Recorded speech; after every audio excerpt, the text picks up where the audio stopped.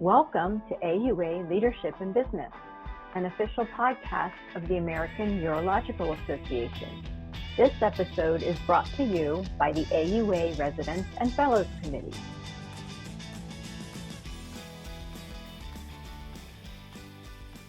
Hi, everyone. I'm your host today, Stephanie Hanchuk. I'm a current PGY4 urology resident at Yale and the New England section representative to the AUA Residents and Fellows Committee. It is my distinct pleasure to be speaking with Dr. Aseem Malhotra today about the lessons learned from the job hunt. Before our conversation, I wanted to get you a little background on Dr. Malhotra.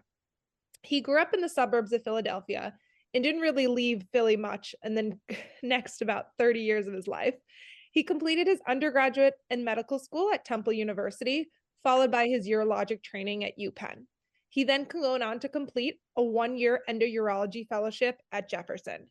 He finally left Pennsylvania and currently joined a practice in Alexandria, Virginia, at Potomac Urology, a physician-owned private practice group, where his clinical focus is on robotic surgery for both oncologic and reconstructive indications. Welcome, Dr. Malhotra. Thank you for having me.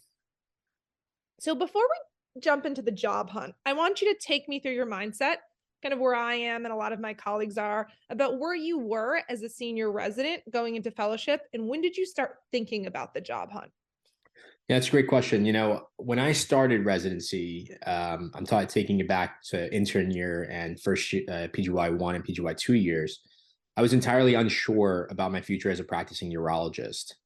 I was quite neutral about staying academic or pursuing private practice. And so I decided I was going to approach my residency quite systematically.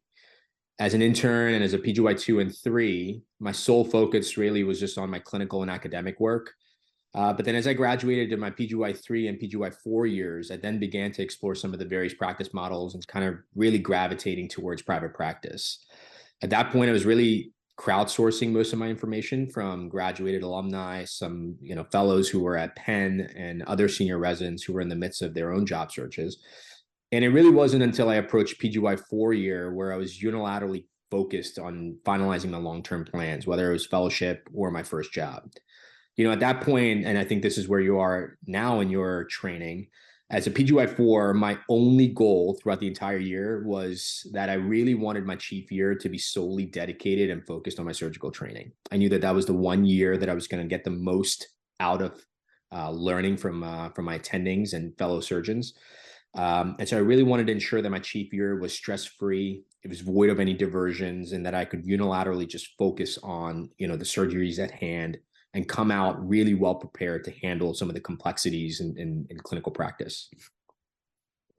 I like that a lot. Can you go into your decision to do fellowship, even knowing that you were eventually going to pursue more of a private practice model of practice? Yeah, definitely. So, graduating Penn, I felt quite comfortable with my training in robotics and in open surgery. I sort of naturally gravitated towards oncology and robotics out of my interest for oncology. My purpose and goal was twofold. Obviously, I think circumstances play a huge role, right? So my wife is a fellow physician. She was finishing her GI fellowship in the area. And for many years, we'd been on sort of different tracks, but she and I were set to finish 1 year apart. So I was really intrigued with 1 year fellowships so that she and I could sort of end up on the same page and begin our family life and our private practice or academic careers at the same time in the same area, so that neither one of us had to sacrifice a choice for the other. My second thought process of selecting a fellowship was just exactly, what goes through most residents' minds. Graduating from residency where you have an attending in the room who's monitoring and watching what you're doing, carefully inspecting what steps you're taking to ensure that the patient remains safe. Well, once you graduate, that attending is no longer there. And you always hear stories about a learning curve. If you look at robotics, there's always a learning curve for your first 50 to 100 prostates. There's a learning curve with robotic partials or IPPs or urethroplasties. And so my goal was to use my fellowship as a launching point where I got all those kinks out and really learned a lot, to the extent that when I get out into real clinical practice, I really wanted to avoid that steep learning curve and really hit the ground running. So I'll give you an example. If you're thinking about robotic prostatectomies and you're looking at sort of, good data for incontinence post procedure, and you're or you're looking at margin rates for robotic surgeons. Well, for a robotic prostatectomy, depending upon the Gleason score and staging, you should expect as a good surgeon to be somewhere between the 10 to 15% positive margin rate. So my universal thought going into fellowship was, well, I don't want to graduate and begin to do prostatectomies in clinical practice and have a 25, 30% positive margin rate. I really want to pick up those nuances about that procedure now during my training as a chief, during my training as a fellow, so that when I hit the ground running in my clinical practice, I really do have good outcomes from day one. I really appreciate you sharing all of that with us and being completely honest. I think talking about externalized circumstances to all of our training, whether that's family, our concerns about how well surgically trained and how confident we are coming out, is a huge factor that plays into a lot of decision making in terms of pursuing more training or going straight out into the job market. So putting us in your shoes, you're chief now at Penn, you're about to embark on a 1-year fellowship. When do you start your job search and start looking for a position?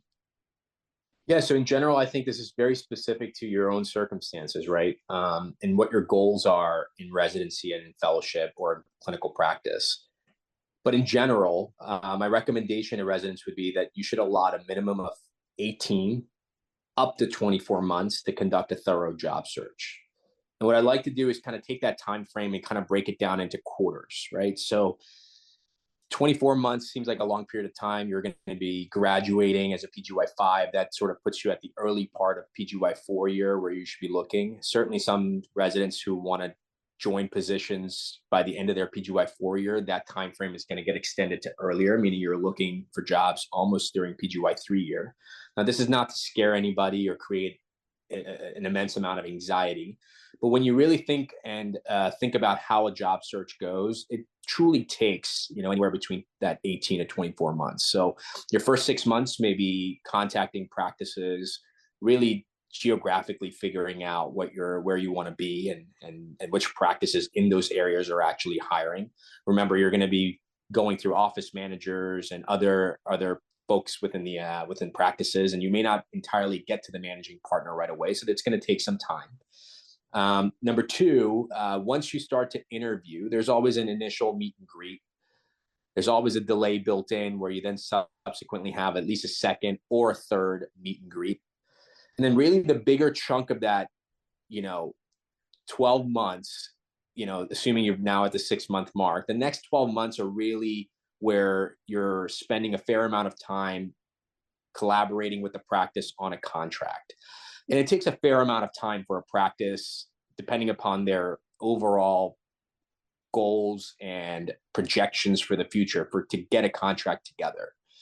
And once the contract is together, there's going to be a review process. You'll have a chance to review it. You'll have addendums that you'll have the practice look at.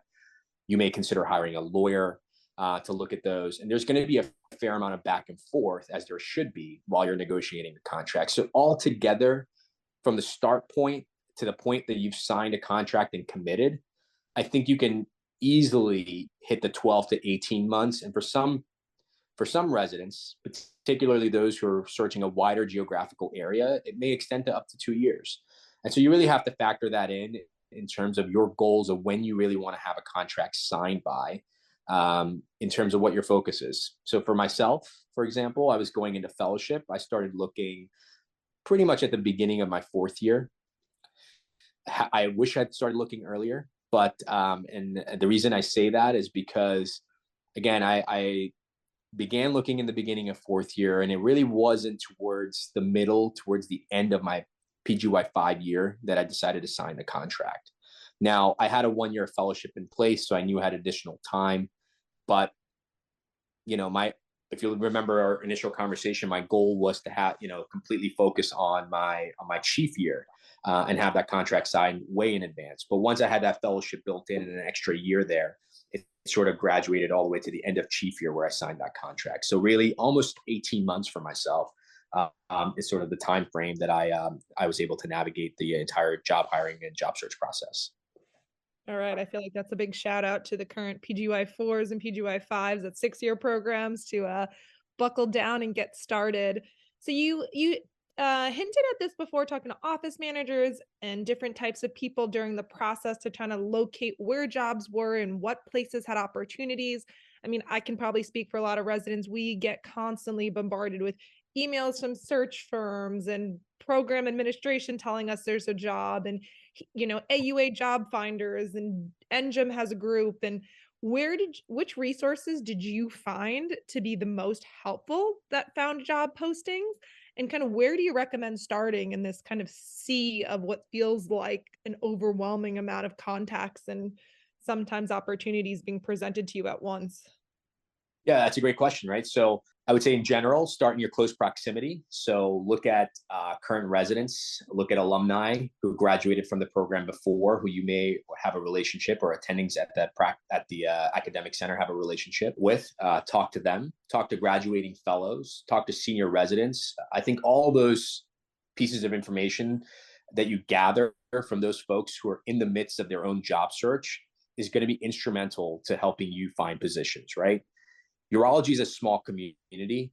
And if you're looking regionally, you'll notice a lot of the former residents who graduated from your program are going to be settled regionally or geographically close to your location. And so you'll find practices that way.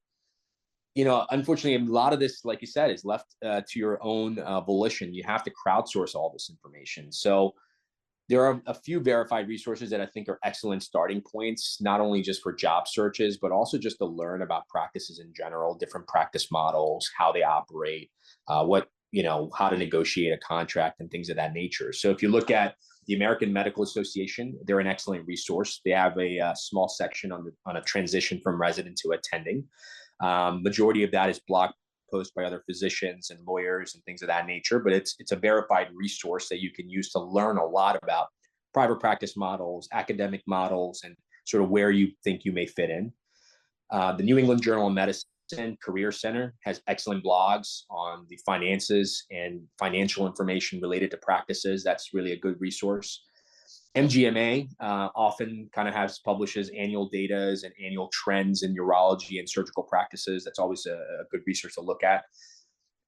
And then, like I said, outside of your close vicinity, you can extend it to an online search to social groups, right? So Facebook physician communities are a great resource to crowdsource that information. I actually, before this podcast, quickly hopped on a ZipRecruiter. You hear about that all the time. There were 36 postings for urology attendings in a 25 to 50-mile radius around where I live at the moment, all with different, annual salaries ranging between $400,000 to $600,000. Now, they may be old, they may not be true postings, but it's somebody at those facilities went on to ZipRecruiter and decided, hey, within the last 30 days that we do have a need, we're projecting a need, and we want to search for that. So I think there's a lot of resources in today's day and age. Start with the folks near to you. Start with your program director. Start with the younger attendings who did their own research and their own job search, fellows, residents, and then kind of extend it out to some of the verified resources online, and then some of the other social media giants that are out there. Yeah, I love that. I love how small our community is. And currently I've started that process of reaching out to my old graduated chiefs and fellows and attendings that I worked with in medical school and residency. And there's not a person that really doesn't want to help you through this process and give you their information about, people that work at a certain hospital or practice and where to land you. So this is a little bit beyond the scope of our conversation, so I don't want to spend too much time on it. But there's a lot of different practice models once you move past or decide not to do academic medicine with notwithstanding. How did you figure out the practice model that fit your clinical interests and career goals best? Yeah, it's a good question. And I think I gradually kind of figured it out. There was never a single point where I knew exactly what I was going to do. But when I started looking at practices, I started to try to place them into different buckets. And I think of 4 different practice models in terms of when you look at a practice and evaluate a practice in terms of putting it into one of those 4 buckets, right? Because it'll give you a sense of how the practice runs, what their reimbursement agreements may be, and sort of what your role as a physician on a day-to-day and management landscape would look like. So I think about physician-owned practices. That's similar to one that I joined myself. Within this bucket, you have a fair number of independent private practices, you have single specialty group practices or multi-specialty group practices. Then you have the private equity owned groups here. Obviously a PE group or a venture capital firm can kind of take an equity stake in a specialty practice with positions either as majority or minority stakeholders. You have large health plans. So if you think of United Healthcare and its subsidiary Optum Health, they've acquired a large number of physician practices, and you then are in an employed position with those large health plans. And then I think of large healthcare systems. So being in Philadelphia, I think about Temple, I think about Jeff, I think about University of Pennsylvania. There are large healthcare systems that are gradually geographically spreading out into New Jersey, into Philadelphia, into Delaware. Here, obviously, as a resident or as a physician, you'll be directly employed by the healthcare system. You're an academic, you may be at a large tertiary hospital or at a large academic center, and or you may be at a at a community center as an outreach hospital or location. For myself, it was I for a long period of time felt that I wanted to do academic, but as I evolved in my residency training, I realized that my focus was a lot on, I really enjoyed the business development aspect of a practice. I got more and more involved in sort of thinking about the financials of it, how practices run, what the reimbursement models look like, and how to grow a practice. And I just felt that the autonomy in a private practice was exactly what I was looking for. And we can talk a little bit about my own job search, but when I found the right practice, it just seemed like a good cultural fit with regards to that. So you just touched upon this for a second, talking about, being more involved in the financial aspect of the practice. And I have to admit, I'm probably not the only senior resident in the country to be saying this, but that I think is a big dearth of the education that we get. You mentioned spending so much time focusing on our clinical care and our surgical education that we kind of miss the bigger picture of how urology actually runs as a business and a practice. So what lessons did you learn when you were negotiating for your first job about what was reasonable to be negotiating for? What was your value to a practice, as in fresh from training, new attending? Yes, I think there's two answers to that. I think there's a difference, and we can discuss them in sort of two parts, right? So what's reasonable to be negotiating for? That's one part. And then how do you value yourself as a physician, and how do you understand what your value add is, right? So let's talk first a little bit about negotiations. And I think this is a very personal question, and the answer truly varies for each person. And I think in general, it's always a good idea to have your list of wants, right? I'm a firm believer of you don't get what you don't ask for. And so it's really important to have your top 3 priorities, your top 5 priorities, or your top 10 priorities in that order when you're going out into practice, whether it's private practice or academic practice with regards to negotiation, right? So what you decide to negotiate for should really be based on those values, your desires, and how you envision your practice to look like. The most important aspect, and perhaps the most important point that I learned throughout the entire process of negotiating, is that you don't get fixated on the salary alone. I think that's the big number that when you look at a contract is going to jump out at you. And that's the first number that everybody will fixate on. But as a financially savvy negotiator would know, there's a lot of hidden value in different aspects of a contract. And that's really where I think you have to consider your whole compensation package as a whole and realize that there's value that you can gain from a compensation standpoint outside of just salary alone. So what do I mean by that, right? There's always a signing bonus you can think about. Those are things you can negotiate for. Signing bonuses could range from a small stipend of $5,000 to $10,000 up to $25,000 or more. Number 2, you could negotiate for a relocation stipend, right? So the practice will actually help pay for your relocation to the geographical area. If you're servicing a specific hospital, you can always negotiate a recruitment assistance from the hospital. Typically, this is associated with a requisite service period where you must service a geographical area within that hospital region for an allocated period of time in return for some additional allocated funds. You could think about continued medical education. We think about that all the time. Whether you're going to the AUA or you're going to the World Congress or other sort of areas, the continued medical education stipend can be very useful and can help offset some costs. And then beyond that, I really want residents to realize, look at the benefits package, right? So understand what what the vesting period is for a 401k contribution. Does your employer allow you to vest right away? Or do they have a waiting period for up to 1 year, which many practices do? Do they contribute to your 401k, and do they match that 401k? That's easy money that's sitting there that I think, is often overlooked. Like you said, in the absence of education, it's hard to kind of pick up those little nuances within that contract. And there's a few others, right? So parental leave is important to you, negotiate for that, right? From a work productivity standpoint, think about the utility of a scribe. Think about the utility of a dedicated MA or a dedicated APP if you're able to negotiate that.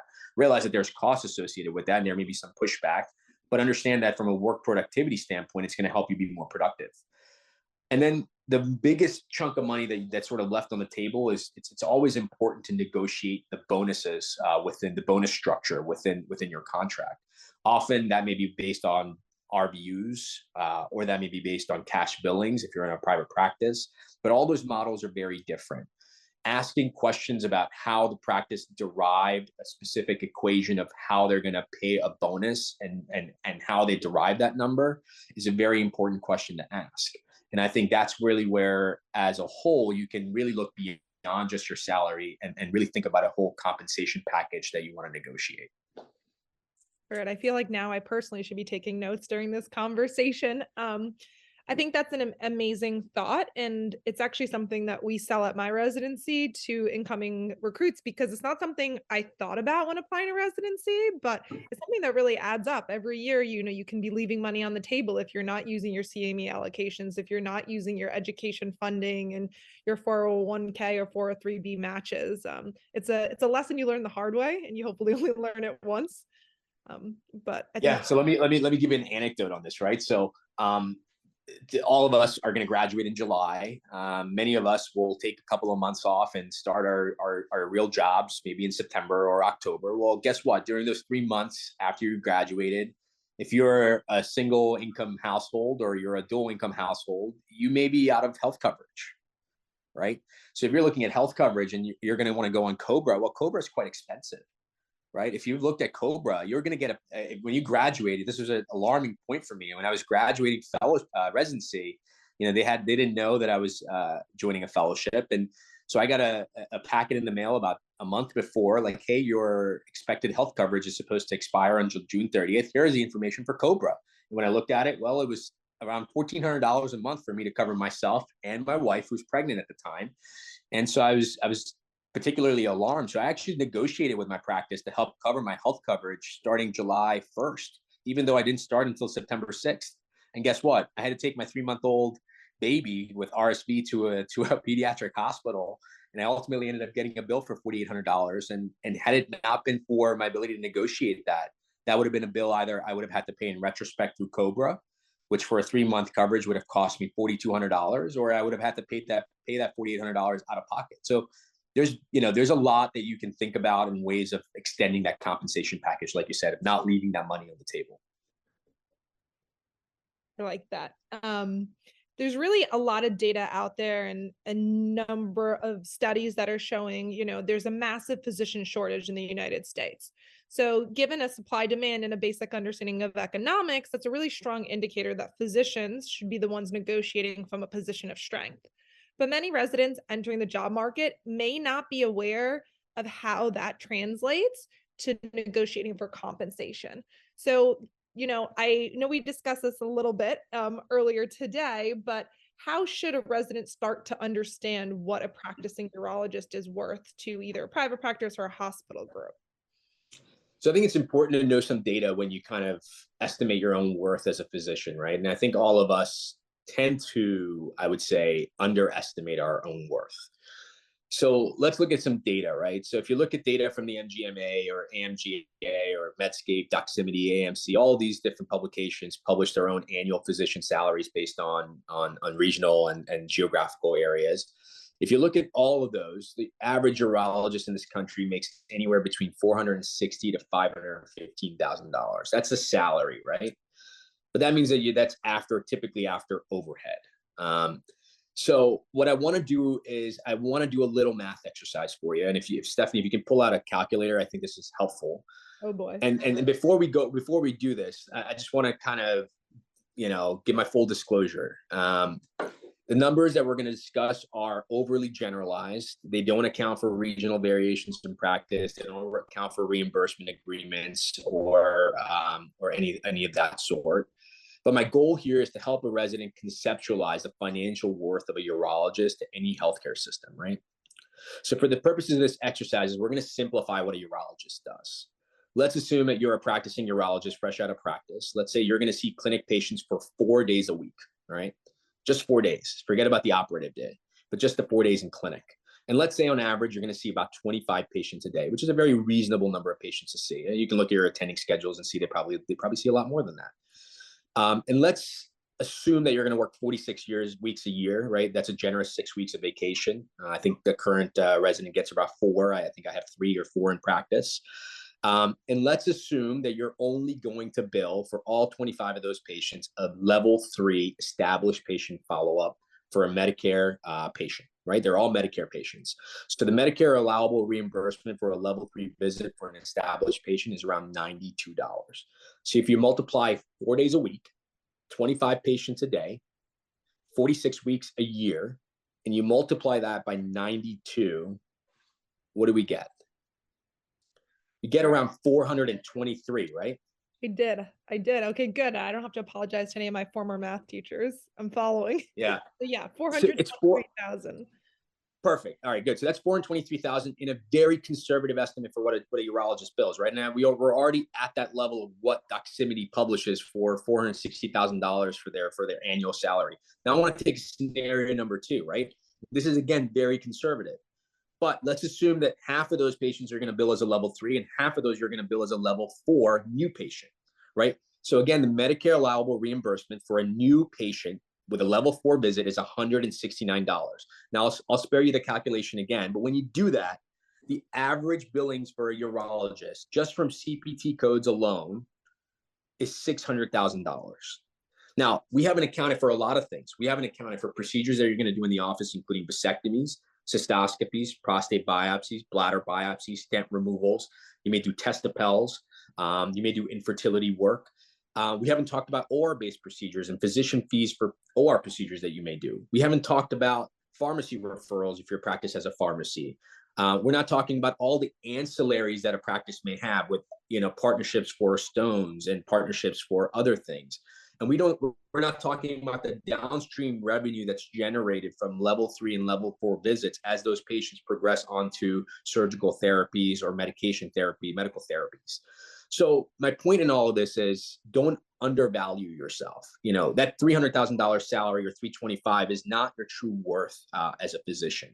And this is just based on basic numbers. If you look at it, you're likely going to bill way more to a practice or to a healthcare system than what you're being paid for in return. And then number 2, as a resident in training, I think you always have to put your best foot forward. And so my advice to residents would be to think about your value add, right? What are you bringing to the practice? What are your skill sets that you're bringing? It may be academic research. It may be your ability to navigate, some of the administrative hurdles that happen. So I remember going back to residency, there were all these QI projects, and I always used to scoff at them and say, well, I'm only here for 5 years. I don't want to do this QI project. Well, guess what? In real practice right now, I have around 5 different QI projects on my books for my practice that I'm working on to help optimize our group so that we can really get patient referrals through in a meaningful way, right? We're trying to figure out how to not drop urine cultures. We're talking about how to optimize our bladder installation program, epitomic urology. And so all of those things are QI projects that I learned a fair amount doing when, doing those at Penn. And some of the skills that you're going to pick up are going to be applicable in practice wherever you go. So really think about that value that you're going to add to the practice and lead with that. That's awesome. Well, thank you for taking us through a little bit of basic math and a little bit of understanding. I'm currently very interested in going to clinic all of a sudden. And, I feel like that happens to a lot of trainees towards the end, is coming to their attendings and being like, well, teach me how to do this now. Teach me how to bill appropriately. What's a level 4? What's a 5? What is a procedure code? What's a modifier? And it's a whole nother world. Is I think we're running towards the end of our time here. Are there any kind of lasting wisdoms that you want to leave with, the trainees and the young attendings listening to this podcast about, just the job hunt and what to look for on your first job out there? Yeah, I mean, I think we've talked a lot about it. We've talked about how to approach residency. We've talked a little bit about what the job hunt looks like. Talked a little bit about, how to crowdsource some of the information in the absence of, a curriculum for residents. The one thing that I do want to touch on that I haven't had a chance to touch on is that prior to signing any letter of intent or any contract, just make sure you have it reviewed by a physician, and have it be reviewed by not a physician. Have it be reviewed by a lawyer, and don't just have it be reviewed by a lawyer. Have it be reviewed by a physician contract attorney, right? They're experts in their fields, much like medicine is subspecialized, law is super specialized. So it's really important to hire a lawyer with expertise in physician employment agreements. And, you can always go online and search for online services that have a la carte services that allow you to hire a lawyer. We'll review the contract for you. These contracts are meant to be muddy. They're meant to have confusing language. And so that's really, really important, I think, before you sign a letter of intent. As a personal anecdote, I was enticed to sign a letter of intent, even though my conversations with a practice sort of led me to believe that, hey, this letter of intent is just so that we can offer you a contract. There will be a negotiation portion. And then I looked like a complete fool when I went back to my lawyer and said, well, I did sign this letter of intent. Now they're telling me I can't negotiate this. And that was a big learning point for me, which was, not anything you sign is sort of, you should have that be reviewed by a lawyer prior to. That would be probably the last point that I really want to make about your job search. That's really, really important. Well, I really appreciate your time, Dr. Malhotra, and thank you for educating all of us on finding success in the job hunt. Yeah, absolutely. Thanks for giving me the opportunity. I want to give a shout out to Dr. Ruchika Talvar, who invited me and kind of got me hooked in with this. And she and I were residents together at the University of Pennsylvania, and we've had a sort of a budding friendship over the years. So I'm glad that she thought of me in terms of thinking I had some or any amount of expertise in this field. But hopefully we talked about a few things that can be helpful.